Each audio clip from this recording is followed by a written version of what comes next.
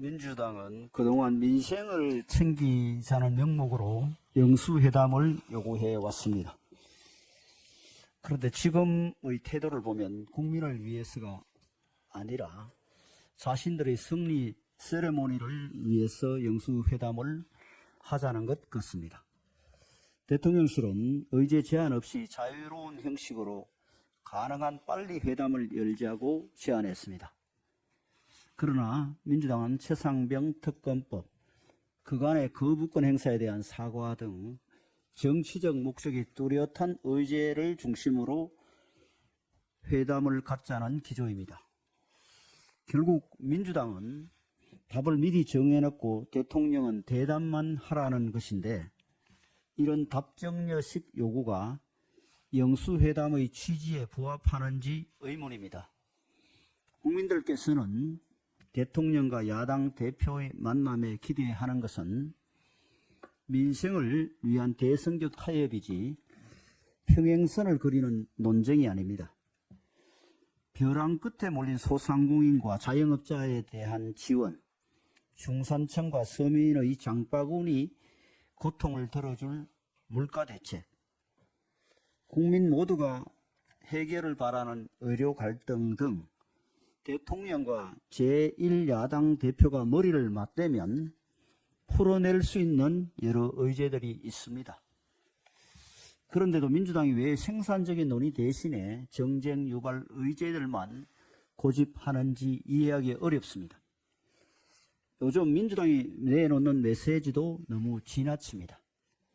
협상 과정에서 뭐가 아쉬워 영수회담을 하느냐며 판을 엎겠다는 듯이 위협적인 발언을 하는 것은 상대를 존중하는 태도가 아닙니다. 앞서 민주당의 일부 강경파들은 협치라는 단어를 머릿속에서 지워야 한다고 말하기도 했습니다. 이런 과격한 발언이 부디 민주당의 본심이 아니길 바랍니다. 또한 이재명 대표의 의중이 아니길 바랍니다. 이러라고 국민들께서 민주당의 다수 의석을 주시진 않았을 것입니다. 민주당이 의회 권력을 협치에 쓰지 않고 정부를 굴복시키는 데 쓰려 한다면 22대 국회의 앞날이 크게 걱정되지 않을 수 없습니다. 민주당은 영수회담에 실린 국민들의 기대를 저버려서는 안 됩니다. 대통령과 야당 대표가 모든 이견을 해소하지는 못하더라도 최소한 허심탄회하게 서로 입장을 경청함으로써 협치의 의지를 보이라는 것이 국민의 요청입니다. 그리고 협치의 토대는 서로 한쪽만의 정치적 주장이 아니라 국민의 삶을 걱정하는 공통의 시선입니다. 각자의 주장에서 일방적이고 과도한 부분은 양보하고 민생의제 중심으로 타협의 범위를 넓혀가겠다는 전제가 성립되어야만 영수회담도 의미 있는 자리가 될 수 있습니다. 그야말로 영수회담답게 통큰 만남, 통큰 결단만이 국민에게 감동을 줄 수 있습니다. 영수회담은 정부와 여당을 위한 자리가 아니고 민주당을 위한 자리도 아니며 오직 민생을 위한 협치의 자리임을 되새겨 주시기 바랍니다. 어제 한국은행의 발표에 따르면 올해 1분기 실질 국내 총생산은 전분기 대비 1.3% 성장한 것으로 나타났습니다. 이 수치는 2021년 4분기 GDP가 전년 대비 1.4% 성장한 이후 최고치입니다. 분기별 GDP 성장률은 작년 1분기부터 계속 확대되는 추세에 있습니다. 작년 1분기 대비 성장률도 3.4%를 기록했고, 이 역시 2021년 4분기 이후 가장 높은 수준입니다. 만약 2분기 성장률도 전년 동기 대비 3%대를 기록한다면 연간 성장률 전망치가 상향 조정될 수도 있다고 합니다. 한국은행은 지난 2월 올해 상반기 GDP 성장률을 2.2%로 예상한 바 있지만 현재의 성장 추세가 지속된다면 2%대 중반의 성장을 기대할 수도 있다는 것입니다. 1분기 GDP가 정부와 한국은행이 예상했던 것보다 더 성장한 주된 이유는 소비의 확대입니다.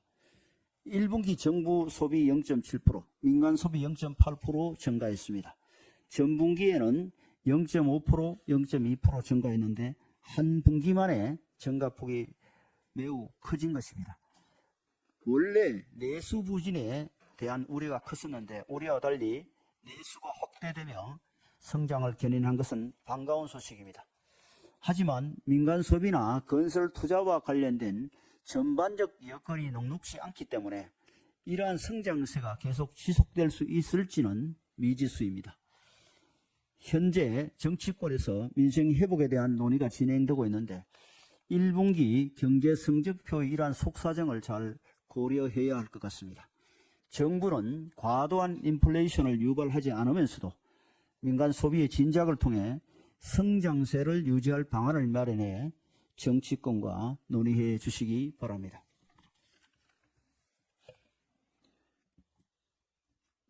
민주당은 이른바 정권 심판이라는 총선고를 들고 나서 다시 국회에 다수당이 되었습니다. 하지만 이제 총선이 끝난 지 2주가 지났습니다. 먼지는 가라앉았고 현실을 냉정히 봐야 할 때입니다. 민주당은 더 이상 관중석에서 야유하는 훌리건이 되어서는 안 됩니다. 아무리 야유해도 게임은 계속됩니다. 앞으로 3년간은 국민의힘 정부만의 시간은 아닙니다. 민주당의 시간도 아닙니다. 우리 국민 모두의 시간입니다. 민주당은 국정의 파트너가 되어주시길 간곡히 부탁드립니다. 민주당은 대통령과의 허심탄회한 대화에 나서주시길 바랍니다. 역대 대통령과 야당 대표와의 회담에서 보듯 단 한 번의 회담으로 모든 것을 해결한 적은 없지 않습니까? 오랜 앙금을 훌훌 털어버리고 신뢰 먼저 쌓아갑시다. 의료개혁 관련해서 말씀드리겠습니다. 어제 대통령 직속 의료개혁 특위가 출범했지만 의사단체가 불참을 선언하며 반쪽이 되었습니다. 의료개혁 특위 첫날부터 의대 교수들이 집단 사직하는 모습은 실망스럽습니다. 우리 앞에는 무수한 개혁 과제들이 있는데요. 의료개혁도 그중 하나입니다. 왜곡된 의료 수가와 전공의 처우, 붕괴 직전인 의료 시스템 문제는 더 이상 미룰 수 없는 국가 과제인 것입니다. 의료계는 지금이라도 정부와 마주 앉아 주십시오. 첫째, 국민이 최우선 순위가 되어야 됩니다. 전공의 사직이 야기한 의료 공백으로 환자들의 불안감은 이루 말할 수 없을 정도로 높아지고 있습니다.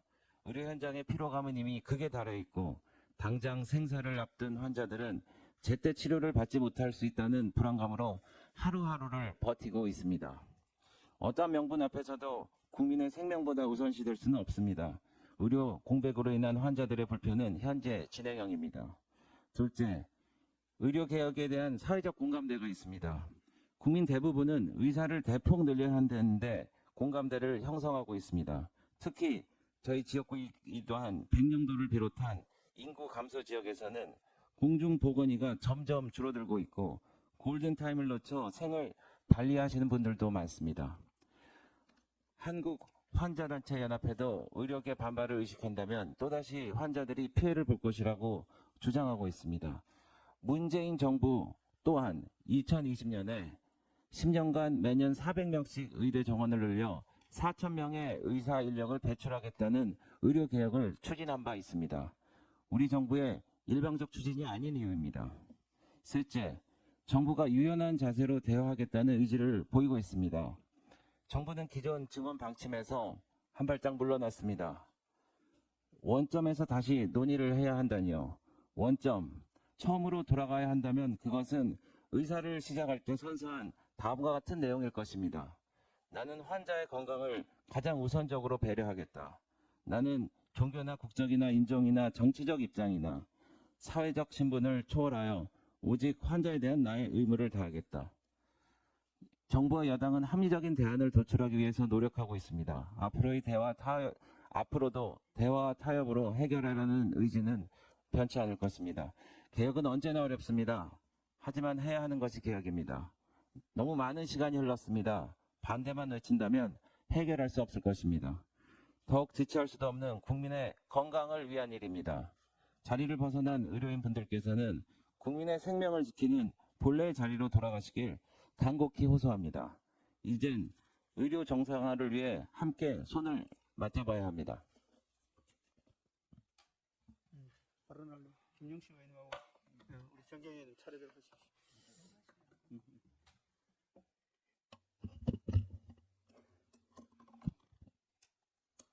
네, 과학기술이 민생이자 안보입니다.